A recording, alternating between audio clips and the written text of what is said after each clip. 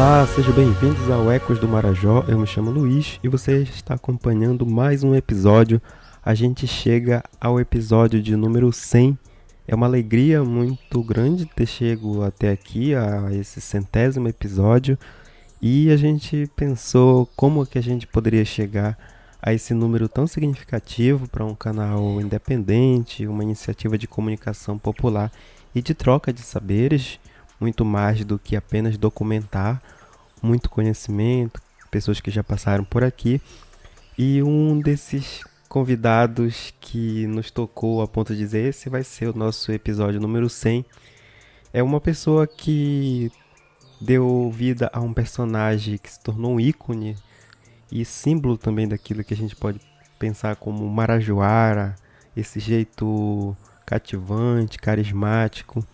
A gente vai conversar indo até Ponta de Pedras com Bruno Mendes. Você conhece Bruno Mendes? Mas certamente eu tenho certeza que você conhece o Tunico, personagem do filme Deu Boto na Rede de Tunico. Então Bruno Mendes vai falar um pouco com a gente, conversar um pouco sobre sua trajetória artística, para quem ainda não conhece tanto a pessoa por trás do personagem, que de fato se tornou um ícone.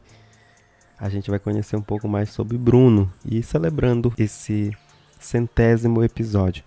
Então Bruno, seja bem-vindo ao Ecos do Marajó. Gostaria que você se apresentasse para os ouvintes e contasse um pouco da sua trajetória, de sua formação antes de passar a ser conhecido como um dos personagens mais icônicos do Marajó. Então fique à vontade para se apresentar. Olá, eu que agradeço, né, o convite aí do Ecos do Marajó para poder contar um pouco, né, da minha trajetória, da minha história aí. Eu sou filho de Ponta de Pedras, né, sou filho de Ponta de Pedras aqui da ilha do Marajó. É, Sou filho adotivo, né. Minha mãe, Esther Mendes, ela me pegou para criar com 11 dias de nascido, mas eu conheci todos os meus familiares, né. A minha família biológica eu conheço quase que todos, meu pai, minha mãe, tios, primos, sobrinhos, né? E eu tive a felicidade da minha família que me adotou, quanto a minha família biológica, eram famílias muito amigas, muito unidas. Então eu não tive esse problema, né? De adaptação e nem essa coisa de, né, como alguns dizem, né? Ah, ficar revoltado e tal. Não, não, jamais. Com 8 anos, eu perguntei para minha mãe quem era minha família, e minha mãe, com toda a paciência, né, com toda a clareza, me explicou, né? Falou até porque eu era o único negro no meio de muitos brancos, né? Na verdade. Então, para mim não houve esse problema de adaptação e eu fiquei muito feliz de saber que o meu pai biológico era muito amigo do meu avô, né? O qual eu chamava de pai também, né? Devido a ser a única presença masculina, né? Que eu conheci e cresci junto. Então, eu fiquei muito feliz com isso. E, bom, minha infância foi uma infância muito tranquila, muito boa, né? Aqui na cidade de Ponta de Pedras, né? Fiz os meus estudos, na verdade, em Belém, né? Estudei em Belém, mas vinha muito para Ponta de Pedras. Todo qualquer feriado, férias de julho, férias de final de ano, carnaval, Semana Santa, tudo que tinha em Ponta de Pedras eu vinha. Eu gostava de estar aqui, tanto que eu escolhi Ponta de Pedras para morar, né? Minha família que eu constitui, é, são daqui, né? São daqui. E assim, o Marajó influenciou, na trajetória artística, devido a essa vivência, né? Vivência, meus parentes biológicos, a maioria são do interior, né? Do sítio, como eles costumam falar aqui. E eu gosto muito disso, né? Dessa coisa do ribeirinho, né? De andar de canoa, de pescar, né? Não que eu pesque todos os dias, mas Semana Santa, ou algum final de semana que dê para ir pro sítio, a gente vai e aproveita bastante esse ambiente, né? Que é do interior, do ribeirinho. Muito bom mesmo. Pô, muito legal saber, Bruno, um pouco mais da tua trajetória, né? Um pouco dos teus trabalhos, assim. até chegar, né, a esse ícone que a gente vai conversar um pouco mais agora. Eu queria que você comentasse um pouco dos bastidores, né? Como que era na época, né? A gente já tem um tempo, já tem mais de uma década que esse filme ainda é lembrado. As pessoas te param na rua e tal. Mas conta como foi a ideia da construção desse personagem, como que ele surgiu, se ele já existia antes, e um pouco dos bastidores também da produção desse filme. Conte pra gente. Bom, o Tunico, né, na verdade, surgiu era uma peça de teatro, né? O Deu Boto na Rede do Tunico era uma peça de teatro. E o Pedrinho, né, o Pedro Arley, que foi o idealizador de fazer o filme, sugeriu, né, da gente fazer essas gravações, né, transformar o Del Boto da Rede do Tunico em audiovisual. E, sim, foi uma coisa que a gente nunca imaginou que fosse dar certo, né? De repente a gente viu o filme tava estourado aí através da pirataria, né, na verdade, né, que nós não tínhamos nenhum tipo de intenção, nem financeira, nem de, né, como eu falei antes, nós nunca imaginávamos que o filme ia fazer o sucesso que teve e ainda tem até hoje, né? Porque as pessoas ainda lembram ainda muitas vezes. Agora recentemente pelo carnaval, eu tive a oportunidade de conhecer algumas pessoas que chegaram comigo e perguntaram como era, como não era, né? E o processo do filme foi muito simples, cara. Nós não tínhamos um material de qualidade, nós não tínhamos um material de primeira qualidade, né? Uma coisa muito mais moderna, como muitos têm hoje, né? A coisa do microfone de lapela, então aquele microfone de imã, né? É, os celulares, na época, nós não tínhamos celular, acho que nem se falava também muito no celular. E nós não tínhamos, como tem hoje, essas plataformas, né, de divulgação, como são essas páginas tipo Facebook, TikTok, Kawaii, Instagram. Nós não tínhamos isso naquela época, né, para fazer esse tipo de divulgação. A nossa divulgação era boca a boca e as pessoas comprando DVD, fazendo cópia, e emprestando para um, emprestando para outro. Tanto que a nossa divulgação toda que a gente fala, né? O nosso marketing foi a pirataria, né? Foi a pirataria, né? E assim, eu acredito que o filme repercute muito ainda hoje, muito aqui na região, né? Na região do Marajó, porque as pessoas se identificam muito, né? E em outros municípios, né?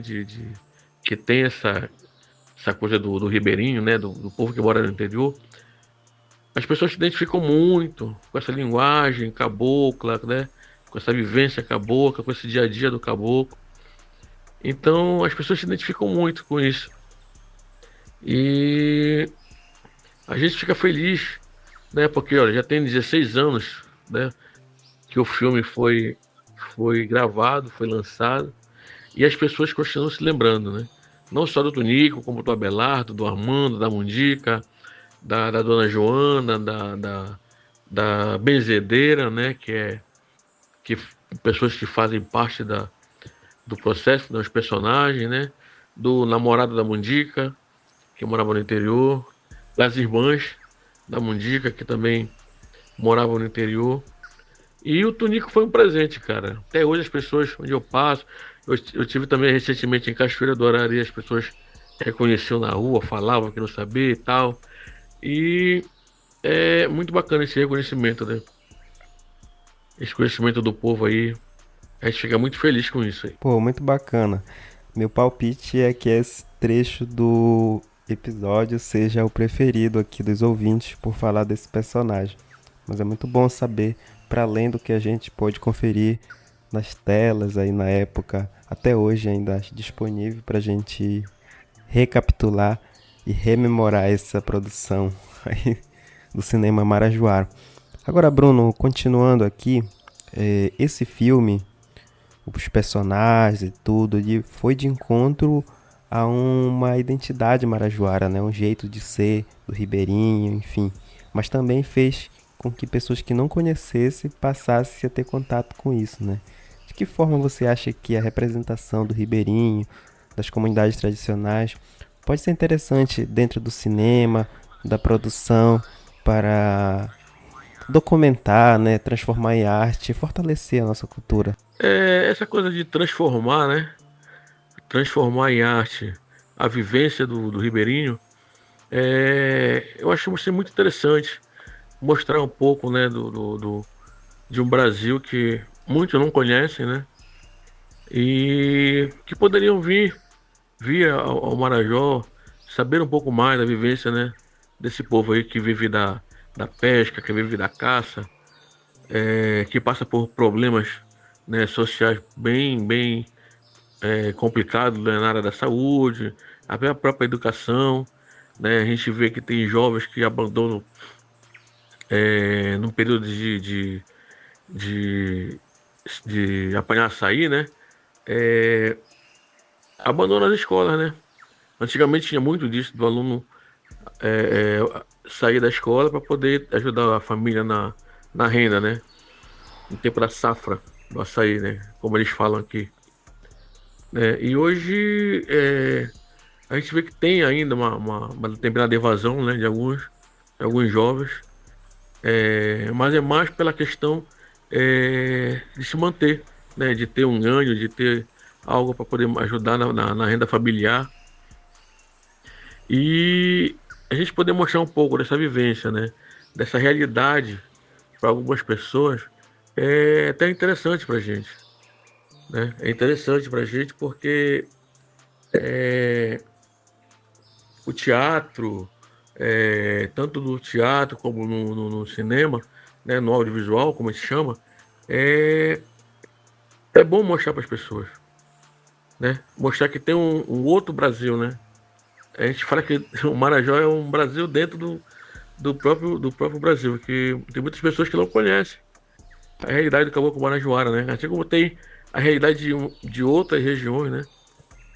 Bem mais interessantes. E as pessoas, algumas que vêm para cá, ficam até admiradas de ver, de saber como é que vive o caboclo, né? Como ele se alimenta, como ele caça, como ele pesca. E para a gente é muito gratificante poder mostrar, através do audiovisual e do teatro, é, a vida do caboclo marajoara, do caboclo ribeirinho, e poder mostrar que é, o Marajó tem essa força, né? Tem essa coisa das comunidades quilombolas, né? Que nós temos aqui em Ponta de Pedras, né? De mostrar também essa força dessa cultura que poucos conhecem. Bacana, Bruno. Agora conta pra gente também, você tem feito trabalhos novos, você até comentou brevemente, né? Mas quais são os trabalhos novos que você está fazendo e pretende, né, nos próximos anos, nos próximos meses? Quais são as propostas aí que você tem se envolvido, né? Principalmente trabalhos artísticos, que você pode dividir aqui com a gente também. Bem, atualmente eu estou no projeto chamado Mais Espia, né? Que são histórias pequenas piadas, né? Que a gente pega e transforma em audiovisual, né? É um grupo de amigos, né? Eu fui convidado a participar, né? Eu já tinha até desistido dessa coisa de audiovisual, de teatro. Quando eles me convidaram, eu aceitei o convite, né? Falei que vamos tentar. E desde o primeiro vídeo que eu fiz, né? Que eu vi que bombou, que tiveram muitas visualizações, muitos comentários, até muitos comentários positivos, né? E eu fiquei muito feliz com isso. E aceitei continuar no projeto. Né, eu estou um pouco ausente, mas espero retornar logo. Né? A gente fala que Ponta de Pedras é a nossa Hollywood, cara, porque é aqui que a galera vê a gente todos os dias, brinca com a gente, tira sarro, aquela brincadeira toda, né? Mas claro, com todo respeito, né? Com toda com toda a valorização, né, que a gente tem aqui de algumas pessoas. E a gente fica feliz com isso. E atualmente eu estou nesse projeto, Mais Espia. Até vou pedir, né, solicitar aos ouvintes aí que sigam o Mais Espia. É Mais Espia, tudo junto. E tenho certeza que eles vão curtir e gostar muito do que vão assistir, vão se divertir bastante e rir muito, né? Porque é uma proposta de comédia e com certeza a galera vai se divertir bastante. Ah, muito legal. A gente conhece aqui o Projeto Mais Espia, né? Tem uma equipe, um grupo, um elenco variado, né? Com pessoas que são mais fixas, outras mais rotativas, mas uma galera muito talentosa mesmo, de Ponta de Pedras. Inclusive, quem não conhece também conheça o Projeto Mais Espia, que é um trabalho excelente, assim, de qualidade e muito engraçado também. E Bruno, suas considerações finais agora. É, Primeiramente, quero agradecer a Deus pela oportunidade, a você, Luiz, pelo convite, né, de estar aqui no Ecos do Marajó. Agradecer aos seus ouvintes, né, que com certeza estão ligados aqui, né, nesse bate-papo gostoso, nessa conversa muito boa. Fiquei muito feliz mesmo de poder falar um pouco do Bruno, né, Bruno Mendes, que poucas pessoas conhecem, mas conhecem como Tunico, como Ademar. E dizer que eu fico muito feliz pelo carinho do público, dizer que eu fico muito feliz pela valorização, né, que as pessoas, pelo respeito, pelo carinho de todos. Dizer que a gente tenta, da melhor maneira possível, levar de uma forma bem simples, né, levar esse humor, levar essa forma para que as pessoas possam se distrair, rir bastante, que é o que a gente gosta de fazer, que é trabalhar o humor. E só agradecer mesmo a todos pelo carinho, e pedir que continuem nos seguindo lá no Mais Espia. Sigam o Bruno Tunico Oficial lá no Instagram. Eu tenho alguns vídeos meus, algumas imagens, alguns vídeos meus que eu tenho lá. Sigam lá no Instagram, Bruno Tunico Oficial. E, mais uma vez, agradecer ao Eco do Marajó, a você, Luiz, pela oportunidade. Grande abraço a todos, Deus abençoe. Tamo junto sempre. Maravilha, muito obrigado, Bruno, pela sua participação.